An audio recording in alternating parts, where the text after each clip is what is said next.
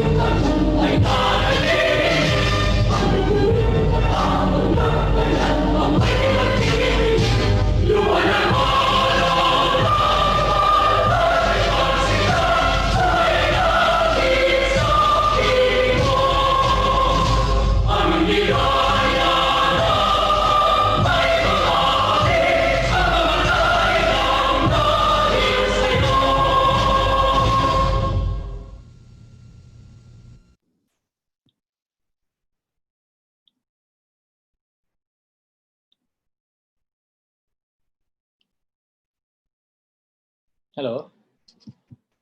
Am I on? Okay. So, okay. For the next part of our program, may I call on FINEX President and Pilipinas Shell CFO, Mr. Jose Jerome Jeng Pascual III for the opening remarks. Hi, Jeng.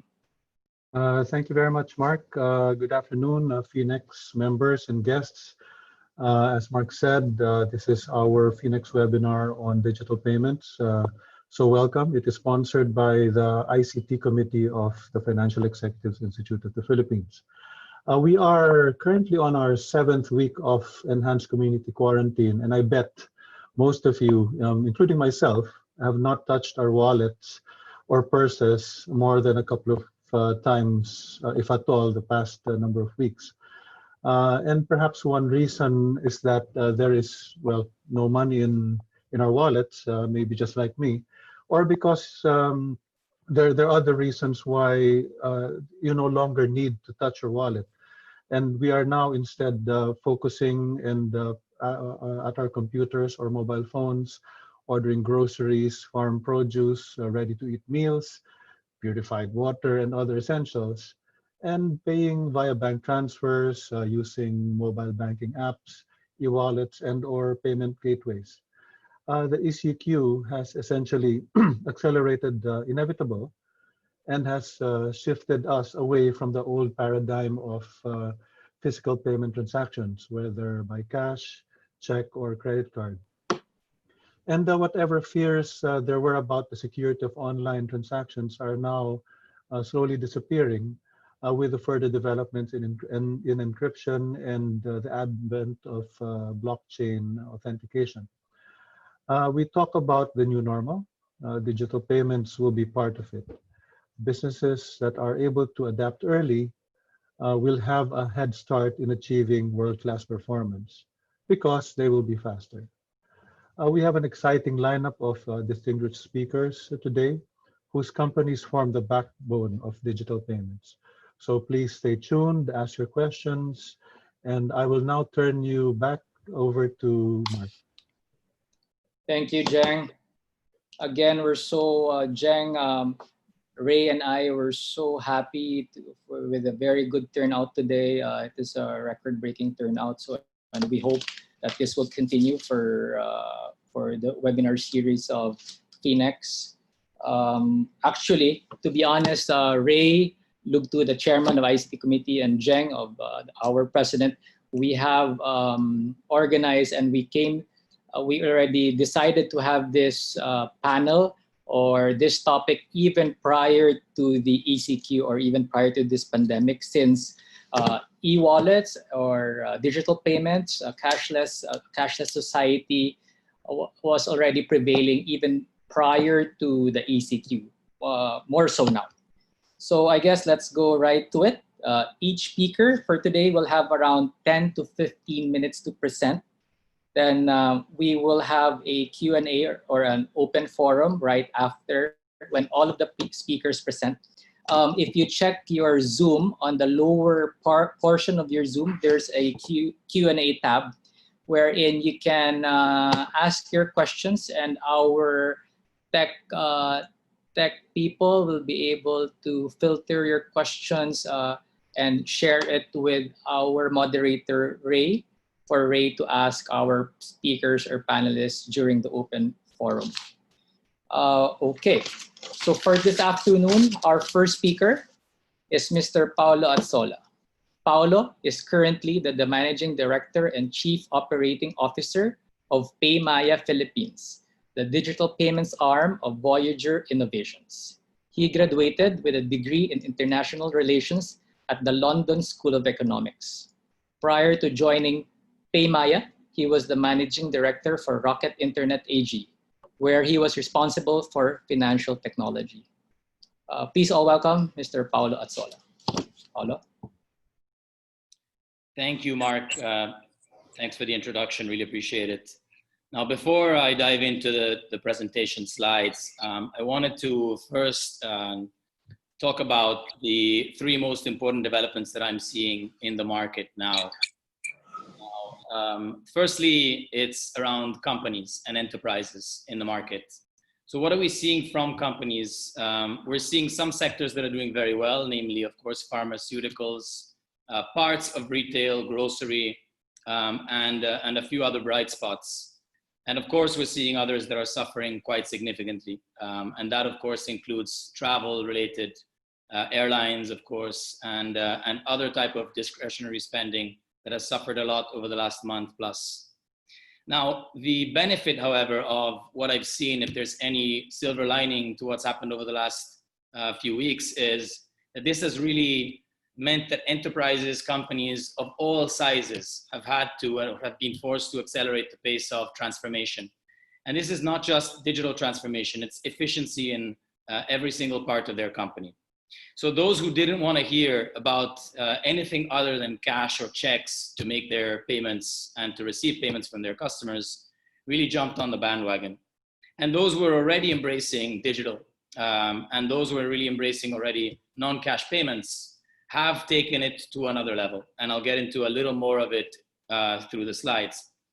But that's also true of our own company. We've had to, like many of the people on this call, our companies have had to transfer or become a totally work from home company from one day to the next. So on a Friday, we were working 100% from the office. On a Monday, we were 100% from home. And that obviously takes a lot of hard work, a lot of technology, and a lot of preparation, of course. Now, the second big change that we're seeing is on the consumer level. Consumers are realizing now more than ever that being dependent on face-to-face interactions and face-to-face payments is problematic. And this is true not just in one segment of the population, but really at all segments of the population. So you're seeing it through the digitally savvy and also on the side of the people who are less digital savvy. You're seeing it on the more fortunate people, but also on the less fortunate people who are able to leverage parts of what we have, for example, in our company and what many others are producing on the technical level in the Philippines. The third main change is on government, and government is playing a critical role in this. Whatever the judgment might be on whether government is doing a great job or whether not doing a great job, most government entities have been trying to embrace digital initiatives. And this is something they've tried to do ever since last year. We'll talk about it a bit more probably in the Q&A part, but really ECQ has forced an acceleration, maybe not as fast as others might like, in the way that government has looked at the movement of cash, both from constituents to them, as well as from them to people in need. So going through the first slide, really, we've seen not just companies, consumers, and government, but also the press has really picked up on this. And we're seeing a lot of publications come up with how e-payments and how digital payments are helping Filipinos, both consumers and businesses, to digitize and to deal with the current situations. And so on the next slide, what we have been, let's say, looking at on our side is all three sides of our business are really thriving in one way or another. So I'll go through this for 30 seconds because I think it's for the benefit of everyone here, not because this is a sales pitch. I think a lot of the people on this call will be familiar with PayMaya as an e-wallet, and that's the central part of the page. That's helping consumers in the Philippines to access basic financial services. Now, we know that although banks do a great job in many things in this country, a lot of people are still unbanked, and a lot of people who are banked might be underbanked. And so we do have an e-wallet, and that's what most people in the Philippines recognize PayMaya for. But then on the right-hand side of the page, really, Smart Padala by PayMaya, if you think about it, could be our most popular brand across the entire country. We have 30,000 touch points that really help the lives of many more Filipinos in accessing financial services through physical touch points, and those are our Smart Padala centers. And then on the left-hand side, that's probably the part of the business that most people on this call will be less familiar with. And that's the fact that we are actually the largest processor of online payments in the Philippines for enterprises. So whether it's e-commerce or airlines or online travel agents or drugstores, we help them to process payments. So across all three of these, there are various reasons why, of course, parts of the business are suffering compared to a month ago or 2 months ago, but there are parts of those pockets where really the business is thriving. So on the next slide, what we aim to do is to really make digital financial services accessible, or financial services accessible via the digital channels. Now, digital channels doesn't have to just mean people with a smartphone. It can also mean that someone with a smartphone can now send money to a Smart Padala store or to a Palawan pawn shop in the province, so that the families of the people that they are close to can actually be surviving through this situation. And next, please. Now, on the consumer side, really, we're the fastest way, and not just PayMaya, but I know Ron's on the call here, and Coins does a fantastic job of that also. But wallets are the fastest way for a person to get a financial services account. And so it is a great way to get people who are currently off the ladder and don't have a way to access financial services through the turmoil that ECQ has caused to really get on the financial services ladder. And then next. And then, of course, we're seeing that not just on the tech savvy side, but also on the streets in the barangays through Smart Padala. And there are, of course, a lot of pawn shops that do exactly or very similar job to what we do on the Smart Padala side, and really help Filipinos across the entire country to access cash and sending money and paying bills and so on. But then on the next slide, on the merchant side, really, this is where we've seen a step change in the way that merchants are accepting payments. Usually, if you're a merchant, your number one focus is, how can I make sure that I can sell as many of my goods as possible or my services as possible? Now, in the past, that meant if I'm in a store, I don't really have to focus that much on non-cash parts of my business, or on accepting non-cash methods. If I'm online, probably I have a much bigger incentive because it makes my life much easier. But what we have seen is that even for businesses that are very physical, like restaurants, today they are thriving on sending, for example, email invoices to their customers, so that their customers can make payments without ever seeing or going to the restaurant, in allowing people to shop online through a payment gateway, in allowing people to shop through a digital QR. That really has made businesses more effective in the way that they transact with their customers. And that's true for the large businesses, but also on the next slide for the smaller types of businesses. So what we've seen is that MSMEs have really embraced the advantages of being able to process a payment that is not cash, of course, because in today's world, cash is struggling, but at the same time to do so in a way that is very convenient for the customer.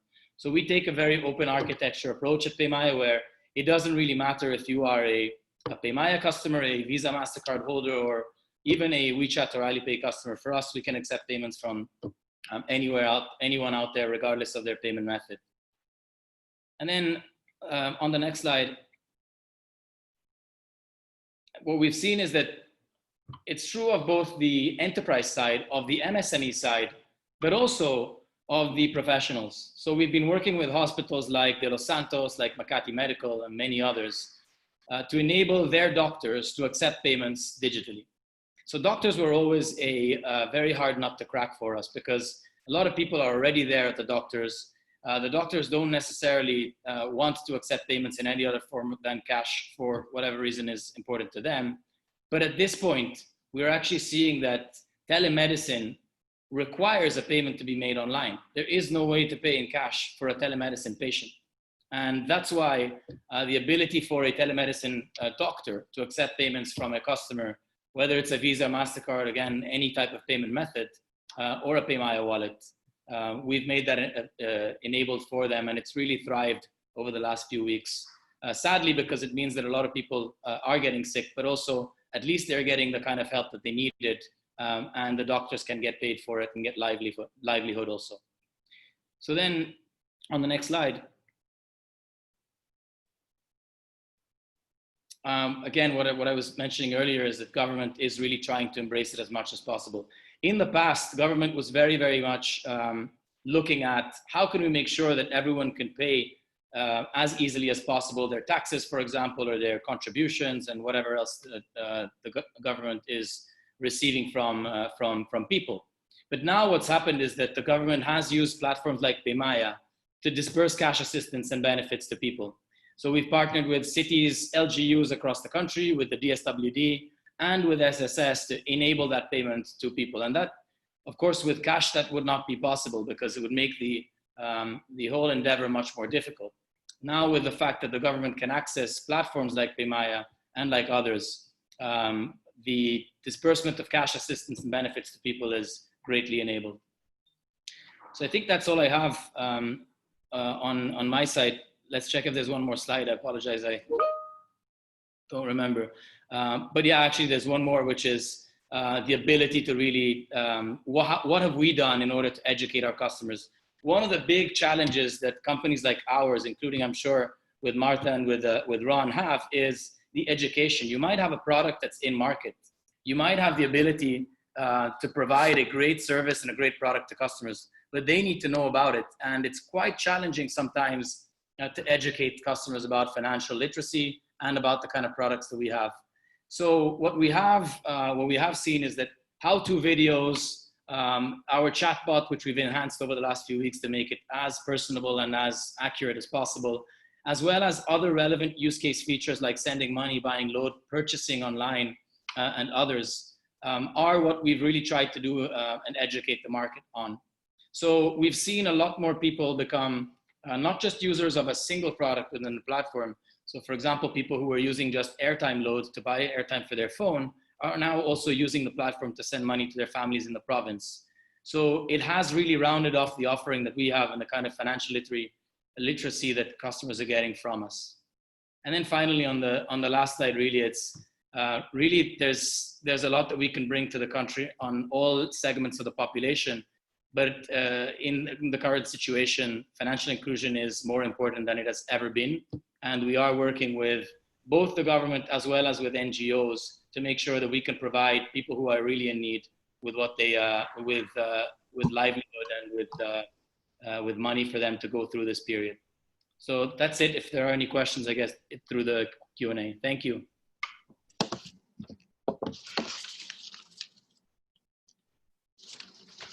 Okay, thank you, Paulo. Yeah, before I proceed with our next speaker, just to give probably more context for everyone to understand and for everyone to appreciate the depth of our speakers today.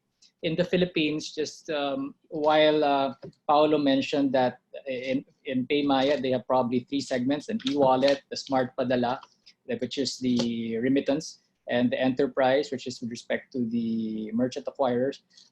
For e-wallets or for electronic money issuers in the Philippines, for non-banks, for you to know, there are only around 16 EMI or electronic money issuer licensees provided or allowed by the BSP. One of 3 of which are here today. Again, PayMaya, Wirecard, and Coins.Ph. I believe, again, PayMaya has a merchant acquirer license as well, also Wirecard, while Coins.Ph has an EMI license and a virtual currency exchange license. So they will talk more about that. So now let me proceed with our next speaker. Our next speaker is Ms. Martha Borja.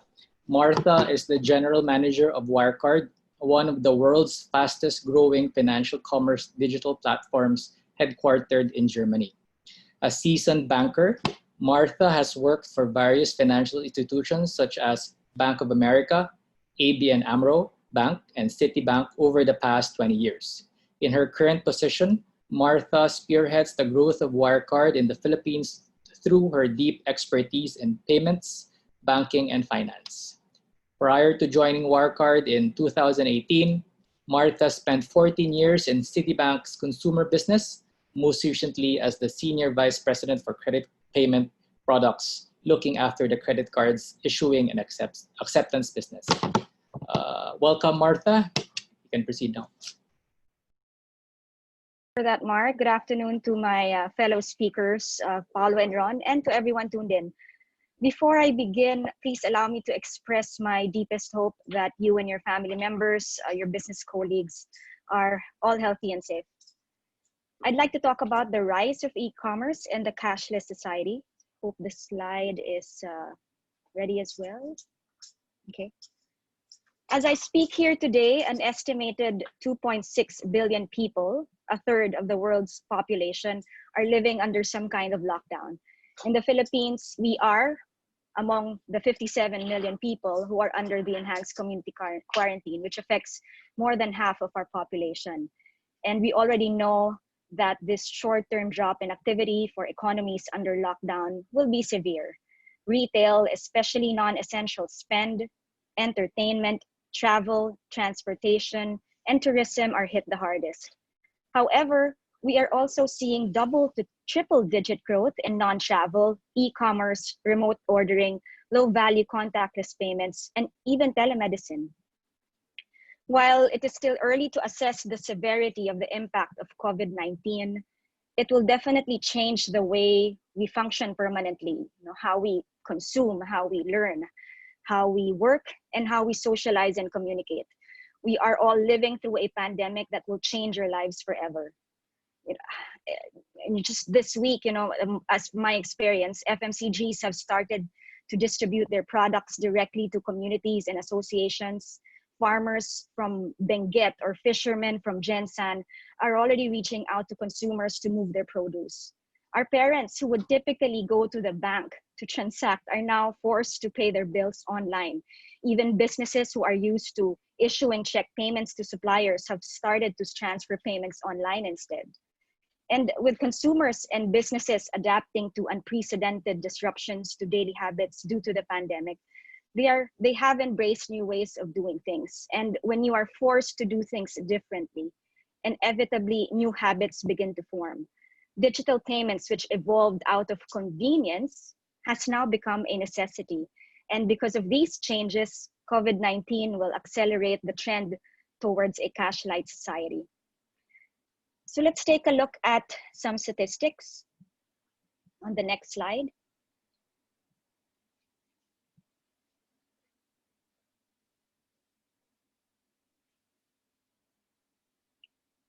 While waiting for this next slide to load, thank you.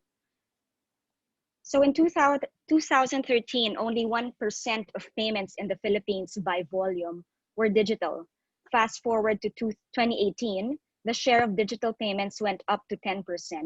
That's 490 million digital transactions out of 4.4 billion transactions per month. Digital payments by value grew from only 8% in 2013 to an estimated 20% in 2018. That's $24 billion out of $118 billion per month. For a cash-dominated economy like the Philippines, we have seen some great strides in digitizing payments, owing to a robust regulatory reform from the Bangko Sentral of the Philippines and industry-led expansion of payment options. And my colleagues here, the fellow speakers here, Ron and Paolo, would attest to that. However, the country continues to struggle with almost 70% of the population remain uncarded and unbanked. To say that the COVID-19 crisis has been difficult is an understatement, but one positive is that it will be a catalyst for change and push us, the government and the businesses, to transform digitally by leaps and bounds. As social distancing is now a new norm for all of us, payment distancing will become an essential part of our lives, whether we like it or not, whether businesses are ready or not. This pandemic will create a long-term digital disruption that will shape businesses for decades to come. And it's as if overnight, the needs of customers have been rewritten and businesses wake up to find themselves in a totally unrecognizable landscape. Digital technology will help us stand against COVID-19. So how can businesses respond to these fundamental changes? Next slide, please. First, we need to ensure universal access to digital payments by providing merchants and consumers access to the tools of the future. Going cashless will affect the unbanked population disproportionately. Merchants without the capability to accept online payments will lose out more as remote buying increases. And this is the reality that most of our retailers are facing now. Next, businesses need to make the leap to omni-channel payment solutions to support omni-channel commerce. The growth of online commerce has accelerated, and the need to bridge payments across digital channels will become essential for payment players. As the e-commerce experience becomes more intuitive, the digital side of retail and even banking will be forced to step up at a faster rate. For banks, there should be less dependency and the need to go to the branch. Third, we need to make payments contactless. 30% of consumers use contactless payment methods for the first time. And of these, 70% actually said that they would keep using this technology. POS integration is also key, since it is still quite prevalent for cashiers to double swipe here in the Philippines. After tapping the card on the terminal, the cashier then takes the card from you and swipes it on the cash register.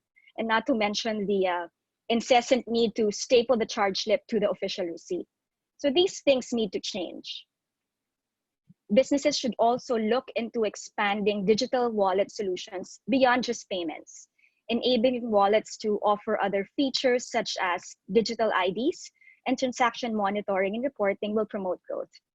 Another example is adding health information to mobile wallet functionalities.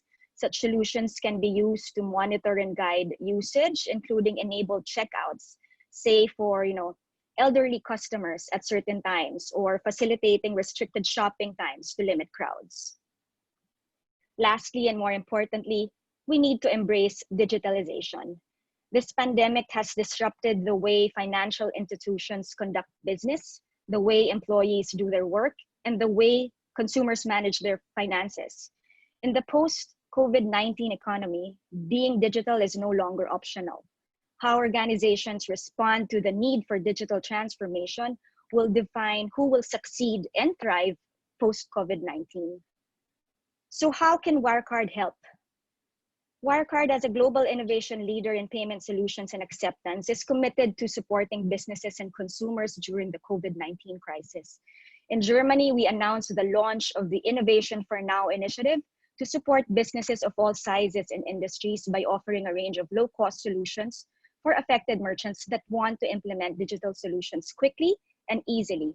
Merchants can find assistant packages from leading companies like SMP, VMware, and Wirecard.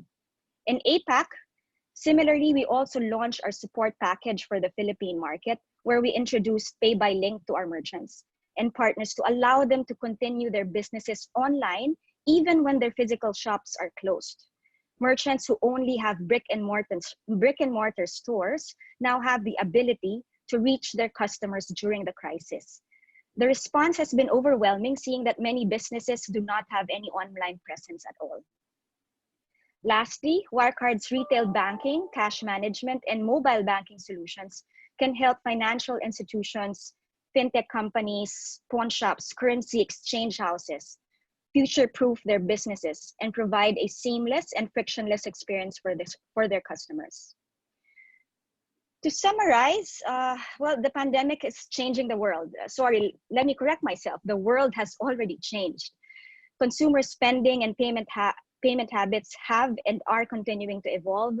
Businesses and merchants are changing their distribution strategies. Banks are trying to cope with the new needs of their clients. And the question is, what will we do as a country to keep up with these changes? And one thing is for sure, we all need to partner together and harness each other's strength to rebuild the economy.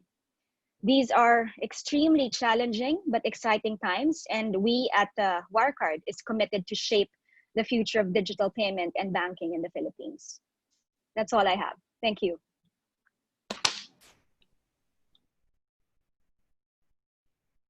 Thanks, Martha. That was a quick but loaded presentation. Perfect. Thanks for that. So while we have around 25 minutes to go, so I'll get right to it. For our next speaker, while he doesn't have a presentation, he opted to entertain your questions in the Q&A to give everyone a chance to ask relevant questions for Coins.Ph or for Mr. Ron Host. So for Ron, allow me to introduce him. Our supposed final speaker is my good friend, Mr. Ron Host. Ron is the founder and CEO of Coins.Ph, a blockchain-based mobile wallet delivering basic financial services to over 5 million customers in the Philippines. Prior to Coins.Ph, Ron was a founding partner at Innovations Endeavors, an early-stage venture capital fund backed by Eric Schmidt. Ron was also the co-founder of TalkBox, a consumer video conferencing company. Talkbox was backed by Sequoia Capital, Bain Capital, Stanford University, and some of Silicon Valley's best-known angel investors. Ron holds a bachelor's and master's degree from Cornell University, where he graduated at the top of his class. Ron is also an active investor and an advisor to several Silicon Valley startups. So before we go to the open forum or Q&A with Ron and the rest of our speakers, please allow me to introduce you to our moderator for today. Our moderator is the chairman of the ICT committee of FINEX. He's also the founder and CEO of the digital consulting firm Hungry Workhorse. Please welcome Mr. Ray Lugtu. Ray, you can take over. Hi, hello everyone. Yeah, hello. That was really insightful. So I learned a lot. So let's ask Ron first. So a lot of the questions here, Ron, something to do with security, fraud, data privacy. Can you give us, your assessment and evaluation of how secure our e-wallets and mobile payments are, and how can we educate Filipinos, because apparently this is still an issue among many consumers, even executives. Sure. So I want to first of all, if you can hear me, I'd like to obviously thank FINEX and Attorney Gorceta for inviting me for this forum. Second, I want to say that obviously everything that we say here today is kind of to set the context, right? Is within paying a lot of respect for those who are I think suffering a lot during this time, both due to the pandemic and obviously because of the economic impact of the lockdown. Right, and I think we are talking today about some. I think every negative event also has some silver linings. I think one of the silver linings, in this is that it's really actually helping propel and drive digital adoption and digital inclusion. And I think there are some things that will have benefit for us long term. So to answer your question, I think you hit maybe on one of the most difficult aspects of digital finance, which is finding that balance between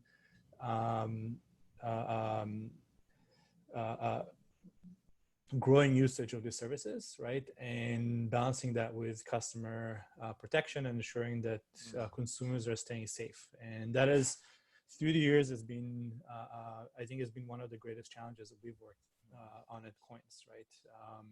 So on one hand, there's inherent challenges in the system, like we don't have a national ID system, so it's difficult to actually identify customers, right? So that makes it easier, for example, for scammers, etc.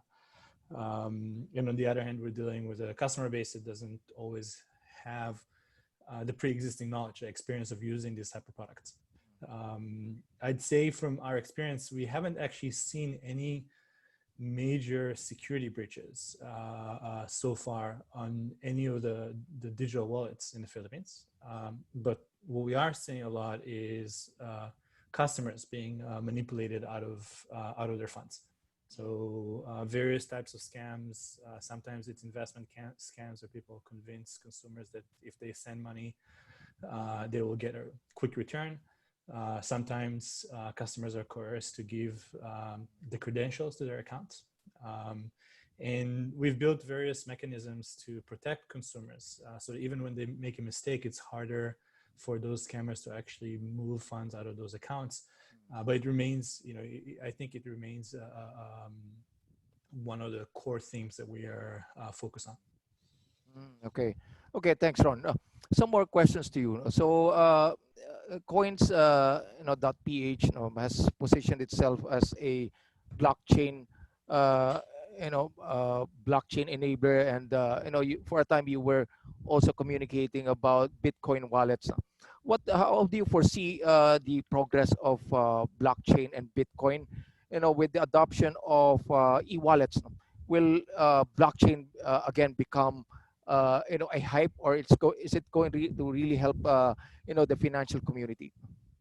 So I think if you've heard me speak through the years, you hear me say a lot of the same thing, which is, the technology is how we build stuff. It's not what the end consumers should actually be. Like if you're using, let me give a better example. If you're using Facebook, right, you're not thinking about TCP/IP or an internet protocol. Yeah. So blockchain is a way to deliver the services more efficiently. And I think if you see the way the Coins product is structured, is really structured about cash financial transactions. What customers and partners might not, always have visibility to is, for example, for example, over the last, especially over the last 2 or 3 years, like the volume of remittances coming into the country today that's actually flowing over blockchain is growing very fast every year. And those are, some of those transactions are actually transactions by very large, well-known brands who are using in the background as railways, blockchain to settle those transactions into the country. And we think this trend is going to continue because it provides higher efficiency. What you're seeing on the other end of it is basically what the consumers are experiencing. Consumers actually, they might be walking into a remittance shop in, or using an online remittance service in Canada or in California, right? And they might be remitting their funds to an endpoint, a Padala center in the province in the Philippines. But that transaction ends up being settled over chain. But what they're seeing as a result is actually just a reduction in cost, because players who are adopting these technologies have lower operating costs and therefore can be more competitive and offer lower costs to the consumer. Okay, yeah, and then you've been around in the Philippines and in the fintech space. No? What are the prevailing laws and regulations you find most onerous in terms of getting Filipinos to shift to digital payments faster and easier? To be honest, I was thinking about this question a lot. And, there's a lot of regulation that makes it difficult. But when you kind of, think about it, there is actually a very good reason for why this regulation is there in the first place. It's there to ensure, certain levels of protections. So I would say actually the regulatory framework that we have, we're very happy with. I think there's places where we can push the regulatory framework forward. So certain things that would, either enable broader penetration of financial services or enable better competition. So an example for that is the common QR code framework that's being implemented now. An example for that is a framework, if the BSP would introduce a framework for open banking, it would drive more collaboration and kind of more competitive landscape between FIs. National ID is another example for that. Okay, yeah, thank you, Ron. That was really insightful. Let me ask Marta. Now, there's some questions here. Now, there's a question from the participants. We have several businesses in our community who would like to know how fast Wirecard can onboard SME business. So, Marta, no. Yeah, well, pretty much 2 weeks. Sorry, hang on.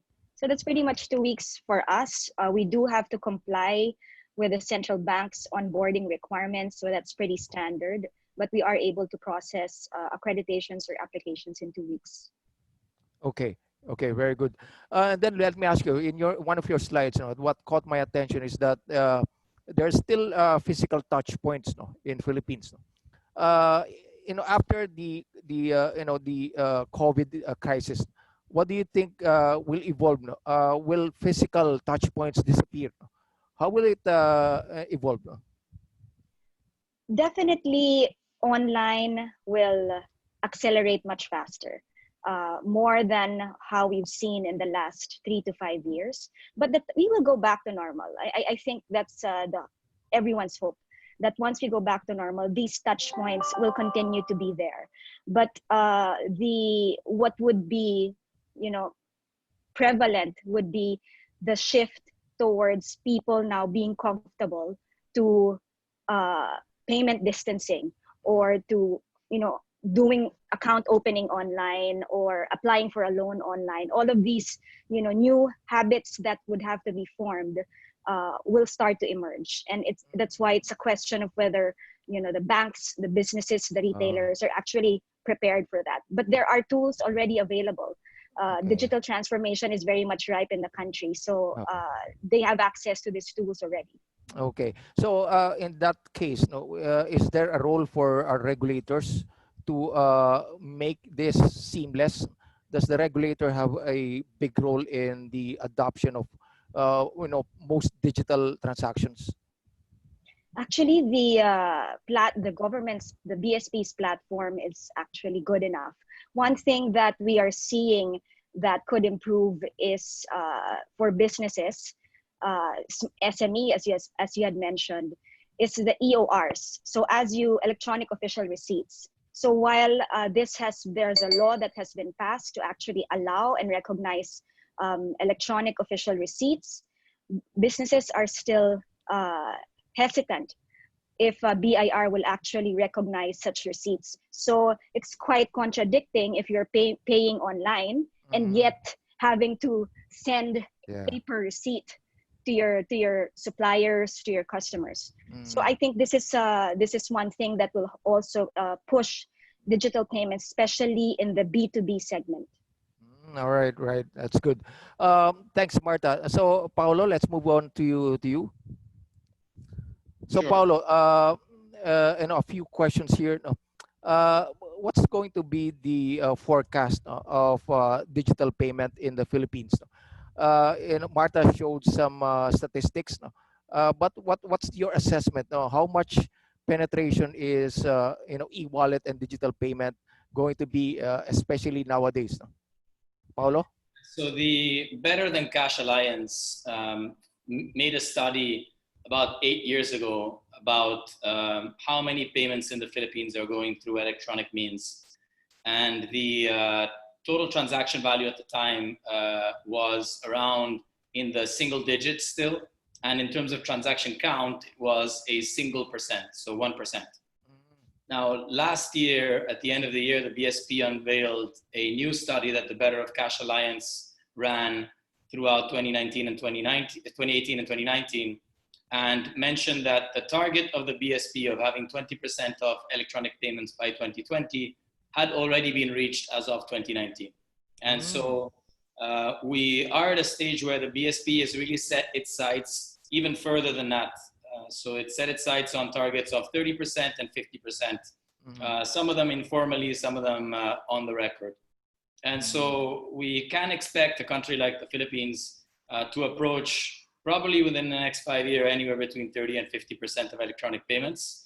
I think we're still very far from where we are in countries like Sweden and other Nordic countries, where more than 90% of payments are electronic and people are starting to really not like to use cash at all. But yeah, that's, I think, a good enough target for us as an industry to rally around, given that the BSP really believes in it. And we have seen, I think to Ron's point earlier, there's very little on the regulation side that we would like to, that we're not able to change. So when Ron or I have an idea that we think makes sense for BSP to take on board, rarely do they actually not listen to us. So I think Ron and I and many of the other people who are part of the e-money community and the banking community are listened to at the BSP's level, and a lot of our inputs are taken. Okay. Yeah, so obviously e-payment is going to be big, no? Especially this time of you know, lockdowns and crisis. So how will e-payments and e-wallets make sure that there's financial inclusivity, especially in the countryside? Is that going to be possible? Yeah, so I think financial inclusion has two elements. The first one is the consumer piece, and the second one is the entrepreneurs piece.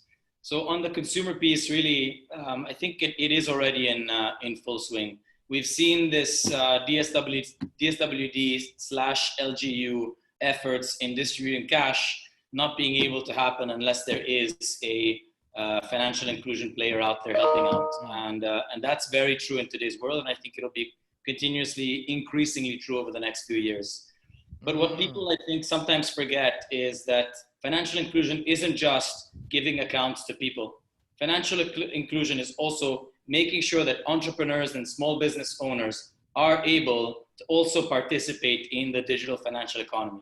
And so what that means is MSMEs who are selling face-to-face and MSMEs who are selling online can accept payments as well as can manage their money movement, whether it's payments to suppliers, whether it's payments to payroll to their employees, whether it's obviously accepting payments from their customers. All of this has been, I think, something that we've been providing, us and other companies like us have been providing to MSMEs out there. And there was a question here about paying by link and email payments. And I think that's a great question. There's one of the key functionalities of what we bring to the table is the ability for a merchant of any size to be onboarded within 1 day and to actually immediately have the ability to send out payment links to their customers. So I can be an Instagram seller. I could be selling t-shirts. I could be someone who's selling on Facebook or on Carousel or Shopee. And I am in charge now of being able to send a payment link to any person, regardless of whether it's through a text message, through a messenger, or through any type of communication means. And that customer can open a link and make a payment through a credit card, a wallet, or anything else. That to me is as much financial inclusion as the consumer piece. Enabling entrepreneurs is critical to getting financial inclusion right. Okay. Yeah, good insights. Let's move on. Thank you, Paulo. Let's move on to Ron again. So Ron, there's some questions here. So the participants, want to understand what's the difference. Why use e-wallets versus credit cards? What's the advantage? So I think there's quite a few, right? So I mean, there's security advantages, but those two are complementary and not necessarily exclusive, right? So I think credit cards work, or cards in general work really well for certain forms of payments, for example, for making international payments or e-commerce payments, etc. Versus wallets, I mean, you see your balance right there on your phone. We can deliver much richer products and experiences through the mobile app, like being able to directly pay bills, buy airtime, right? So I think the breadth of services, loans, savings, etc., that you can offer within a digital wallet is probably broader than cards, which typically are more restricted to just payments. Okay, but I think Martha might actually have more color on the card side. Yeah, Martha, why don't you give some insights on that? Well, credit obviously is something where you don't have the cash today. That helps in augmenting whatever your needs at that point in time. Obviously, you do have rewards that provide you by using your credit card. At the same time, this is mirrored when you use your debit card, which actually just deducts it directly from your account. So it really depends on the kind of the usage for that customer. For e-wallet, for me, it's really the speed at which you want to do things, especially when you don't want to have to bring out your card or your wallet. That's where the likes of PayMaya, Coins, even GrabPay would come in very handy. So different types of occasions, high ticket transactions, obviously that's where pulling out a credit card makes sense. Your ability to even pay on installments, your credit cards will also be able to do that for you at 0% interest. So these are varying tools that we can use in our lives. And I guess it's really a matter of making sure that we have access to any of those. All right.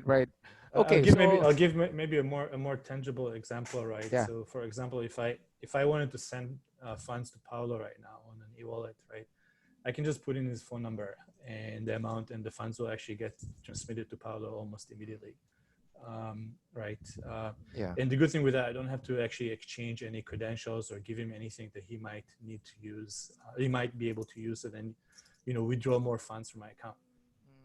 On contrast, when you're using a card, I would actually have to transmit the details of my card to Paulo, and then trust that Paulo will only use those details for that one transaction. So if you think about it in the context of me wanting to buy fresh produce off of a Viber group from a merchant I don't actually know, it's a lot easier to then make that payment with an e-wallet than with a card.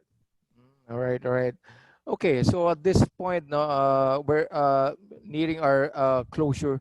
I'll give you all the panelists a chance to give your message to the consumers out there and the participants. You know, what's the, what's the pitch, if you will call it? What's, what's beneficial for e-wallet, e-payments? Is this going to be the future? Ron, your last message? Sure. So it's kind of funny because I started two companies, one of which was a video communication company and the other one is payments, and both seem to be very useful during this crisis. Yeah, yeah. So, my lesson from that has been that anytime that you give consumers something easier, right, that makes their life, easier and more convenient, they will adopt. And I think, this crisis with everything that, obviously there's a lot of very bad things that are happening. But it's also kind of giving all of us an opportunity to re-examine how we work, right? Like we might now realize that we don't need to get on ETSA traffic every day, or for every single meeting, we might be able to get on a Zoom call. And, we might not need to, send a runner with, 20,000 pesos. We could make that payment, with InstaPay from one bank account to another or with an e-wallet. So I think adoption, is going to naturally occur because these products actually solve a real pain for a lot of customers. And I think, and I think this, this crisis is just an accelerator. Okay, thank you, Ron. Martha, what's your message to the participants? Well, just to address a question that was posted, I think, on the chat group on how Wirecard is different compared to, I think an example was ING Bank or RCBC's online banking. So, and which is actually aligned with what the key takeaway for what I'd like for the audience tuned in as a key takeaway here. We are an enabler. Wirecard is an enabler. Wirecard is a solutions provider. So we do partner with banks. We partner with PayMaya, with Coins.Ph to provide such solutions so that they can provide seamless, frictionless customer solutions to the market. So we are a B2B, and that is how we intend to shape the future of digital transformation in the Philippines. Okay, thank you, Martha. Paulo, any takeaways for our audience? Yeah, I think from my perspective, the world is only going in one direction. And that direction is there will be more payments that are made in non-cash means and less payments that are made in cash means. And actually not just payments, any form of money transfer. Any movement of money will increasingly be done in non-cash. So I think with companies like Coins, like Wirecard, like PayMaya, stepping into the Philippines and really trying to innovate and make sure the Philippines is at the forefront of that, we are in a great position now to take advantage of some of the speed bumps in daily life, as Ron pointed out earlier, and make the most of it and improve the way that companies operate, but also the way that people live their daily lives. And PayMaya's way of doing that is really to enable consumers to get access to a wallet as fast as possible, to load it from as many channels as possible, to be able to use it in as many ways as possible, whether it's sending, paying, buying airtime for your phone, paying bills, and so on. But at the same time, to do so on channels that are not just available to the few, but available to everyone in the Philippines, whether it's digitally or through our 30,000 stores. And then on the enterprise or on the entrepreneur side, really, the value proposition is, again, whether you're online or face-to-face, whether you're large or small, we're here to help you to accept payments and to move money. And that's what the value proposition of PayMaya is. All right. So thank you, Paulo. So thank you to our speakers and panelists. Truly insightful. Back to you, Mark.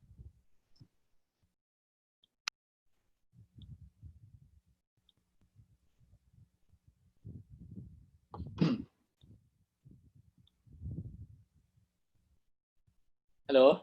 Yeah, Mark. Am I back? Yeah. Can you hear me? Yes. Okay. Thank you. So wow. So I could actually see a lot of still a lot of questions in our Q&A tab.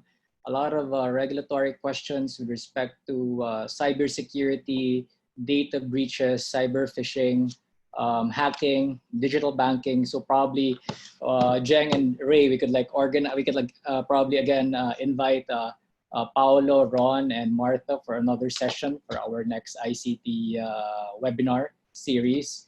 But for me, a lot of takeaways.